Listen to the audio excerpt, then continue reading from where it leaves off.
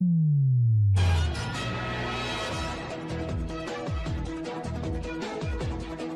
watching Sun TV, broadcasting to the world from studios in Providenciales, in the beautiful binational Turks and Caicos Islands. Sun TV, your source for real news as it happens.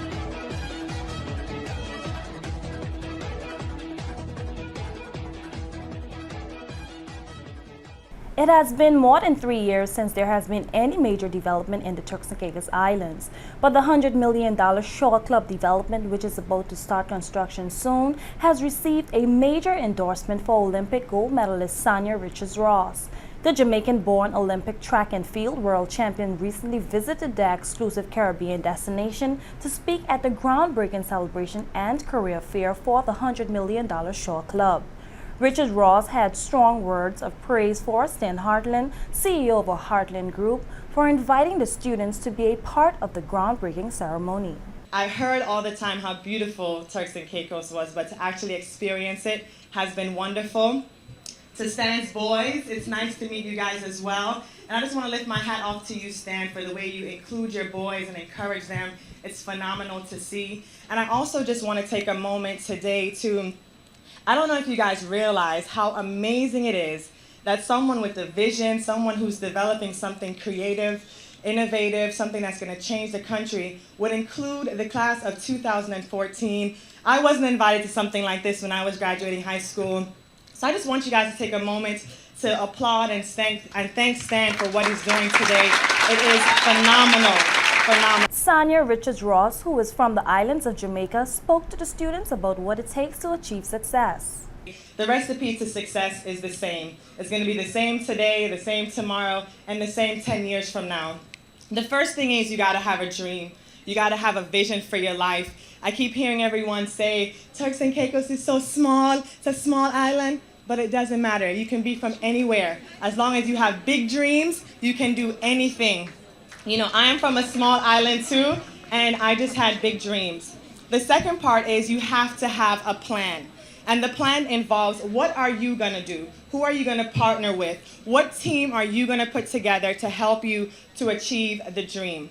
The third part is it's going to take hard work. It's a differentiating factor in those that make it and those that don't.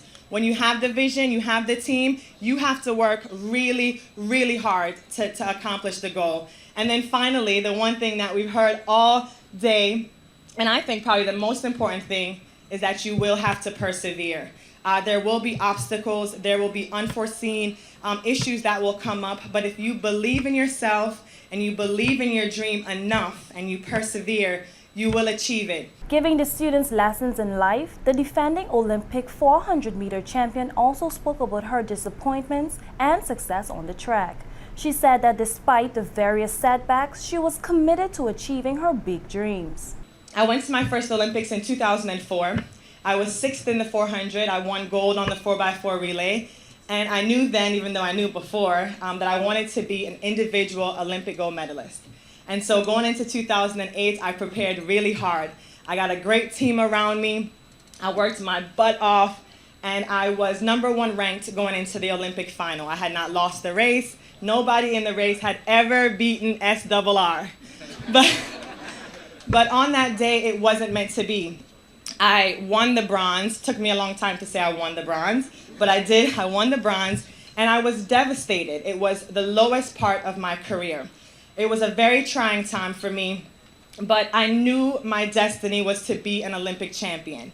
And so I continued to work, and I persevered, and I ran into my destiny in London, and it was the most amazing, remarkable experience of my life because I was determined to do it, and when I achieved it, it was phenomenal.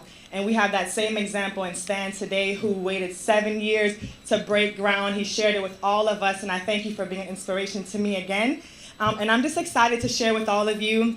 The main thing I wanted to leave with you today is no matter where you're from, no matter how you look, no matter, any of those things don't matter. All that matters is you and your dreams and your work ethic. The Hartland Group is one of the largest employers in the Turks and Caicos Islands, employing approximately 400 people at its resorts, the Sands on Grace Bay and the Regent Palms Resort. CEO Stan Hartland said the difference between a successful person and an unsuccessful person is the ability to step out of their comfort zone. We all think success is measured by dollars and cents.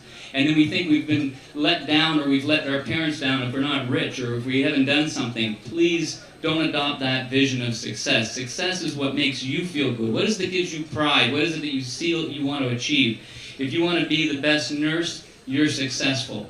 So I really always try to get that out. Please, some things we do and we're motivated by earn us money, but that's not the definition or not my definition of success. Success doesn't know age. You can start at any time, you can wait if you want. If you want to push off success, that's your own problem. But don't feel, oh, I'm too young to really take it serious to be about success right now. You can adopt this at any point in your life. The points are that the difference between a successful person and an unsuccessful person that doesn't ever achieve what they're looking to do is the successful person, I guarantee you, is willing to do something that an unsuccessful person is uncomfortable in doing. And I really mean that. If you're not a little uncomfortable about what you're taking on, you're probably not growing. I can assure you that. You've got to step out of your comfort zone. Every time something has gone well for me, I can guarantee you I had to be a little uncomfortable in stepping into that part of the equation. The millionaire CEO also gave an interesting insight into his background, including how he started from scratch as... I started with very little money. I remember having $900 in a bank account, looking at that banking slip and going, yes, I'm almost to $1,000. So I didn't start with a big bag of money. My first job was a dishwasher, and I wasn't there for 2 weeks, and I said, I've got to get out of this. So first thing I did, I went to the chef. I said, I want to work on the line as a cook. He almost bent over laughing. He said, you've been here 2 weeks as a dishwasher. There's people here who've been here 5 years asking for this position. I said, I will work for free for 2 weeks for you to show you that I can do it. Just caught him off guard. He said, if you want to go stand there for free, do it. I put in 2 weeks of really hard work. At the end of it, he came up, shook my hand, and said, you're now a cook, and you're paid for your 2 weeks. Trust people that can empower you. Don't be near people that you don't trust to empower you, but give first, and then see what comes back. Be patient, though. Some people will come in and do a week's work and say, man, I gave that a try. I'm not even the boss yet. You got to give it some time. Being successful is about your daily thinking. You can't just say, like a diet, I'm going to go next week, I'm not going to eat anything. I'm going to be really good next week, and I know something good is going to come out of it. It needs to be part of your daily thinking. You need to think positive. You need to say, I've got this goal. I want to reach it. Premier Honorable Dr. Rufus Ewing was very upbeat about the Shaw Club project, and he commended Stan Hartland for his determination and the fact that he was able to overcome many obstacles. I know, Stan, I must first of all congratulate you for your vision, for your determination, for your perseverance, and many obstacles I know was thrown your way. And if someone was to sit and read your story, it will teach them a great lesson. You never give up on your dream. Never, never give up on your dream. And so I was happy to be a part of your dream and helping to make your dream a reality.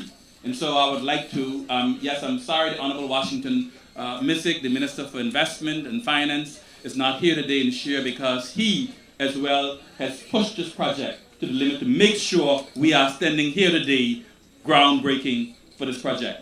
This groundbreaking here today is a sure sign of the confidence in the economy of Turks and Caicos, and we are happy that this can come to being, and we're looking forward to those other projects following suit.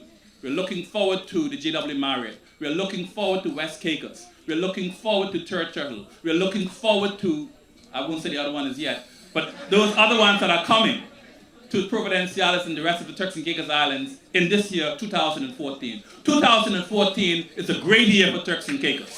Deputy Premier Akira Mizik told the youth that the future is bright and that government has great things in store for them and will provide them with more opportunities and facilities. The future is bright here in the Turks and Caicos Islands. Your government is behind you, young people. This year's actual theme is young people, or the youth of the Turks and Caicos, empowerment through education and sports.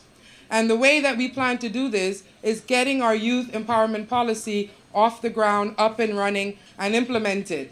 We're also looking at increasing the sporting facilities and repairing the ones that are currently in operation here in the Turks and Caicos Islands for your benefit, your enjoyment, your exercise, and to build those young athletes that we know are here in our present. Deputy Opposition Leader Sean Oswald said that investment is always welcome, but when an existing investor expands, it demonstrates a greater signs of confidence.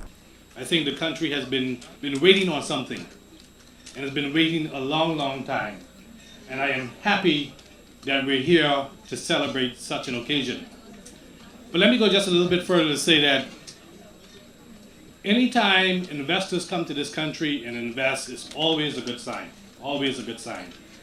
But I think no stronger statement of confidence is when someone who is on the ground and has already invested their money and their time and efforts say that they believe in themselves, they believe in their ideas, and more importantly, they believe in this country, that they're willing to do it again. And I think that Stan has made such a statement here today. Develop an internal labor policy that has the hallmarks of training, opportunity for upward mobility, and for prosperity for all of us here in this country, and that will become the example for future developments. We wish this project much success and our full support. The Shaw Club is the third resort to be developed by the award-winning Heartland Group. DACO, DECCO, a Dart Enterprises company based in Cayman Islands, will provide construction management and financing services for the project. Upon completion, the Shaw Club will feature 38 condos and 6 luxury villas on a 9-acre property spanning over 800 feet of beachfront on Long Bay. Project construction starts in January. Well, that's our Sun TV News Brief for today. Join us again tomorrow when we bring you real news as it happens, directly to your computer, mobile device, or smartphone. If you know anyone living overseas who would like to keep up with what is happening in the Turks and Caicos Islands, get them to email us at sun@suntci.com so we can add them to our mailing list to get Sun TV News. Thanks for watching. I'm Tadleen Dafferlin.